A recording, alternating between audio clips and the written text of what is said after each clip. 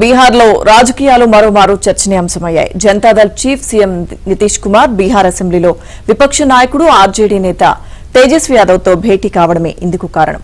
వచ్చే ఏడాది జరగనున్న బీహార్ అసెంబ్లీ ఎన్నికలకు నితీష్ ఇప్పటి నుంచే వ్యూహాలు రచిస్తున్నారని, అందుకే తేజస్వితో భేటీ అయ్యారనే ప్రచారం జరుగుతోంది. అయితే కేవలం సమాచార కమిషనర్ నియామకానికి సంబంధించి వీరిద్దరూ భేటీ అయ్యారని సీఎం కార్యాలయం స్పష్టం చేసింది.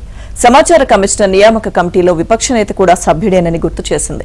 ఈ భేటీ తర్వాత తేజస్వి యాదవ్ చేసిన వ్యాఖ్యలు తాజా చర్చకు దారితీశాయి. 65% రిజర్వేషన్ల అంశంపై ఇరువురి మధ్య చర్చ జరిగింది. ఈ అంశం కోర్టు పరిధిలో ఉందని నితీష్ గుర్తు చేయగా, న్యాయ సమీక్షకు అతీతమైన రాజ్యాంగంలోని 9వ షెడ్యూల్లో 65% రిజర్వేషన్ల అంశాన్ని చేర్చేలా కృషి చేయాలని తాను కోరినట్లు వివరించారు.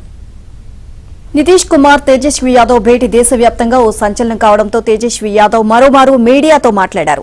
నితీష్ ను నమ్మేది లేదని, ఆయన వాగ్దానాలపైన నమ్మకం లేదని, బీజేపీతో చేరినందుకు క్షమాపణలు కోరుతున్నాను అని పేర్కొంటూ మా ఎమ్మెల్యేల ముందు చేతులు జోడించారు.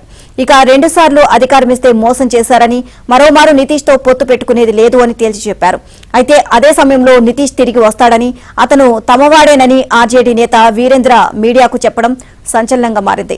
బీజేపీతో నితీష్ అసంతృప్తిగా ఉన్నారని, సామ్యవాద భావాలు ఉన్న నితీష్ బీజేపీతో ఉండలేరు అని అన్నారని వ్యాఖ్యానించారు. అయితే ఇద్దరి నేతల భేటీని ఎక్కువగా ఊహించుకోవద్దు అని జేడీయూ నేతలు చెబుతున్నారు.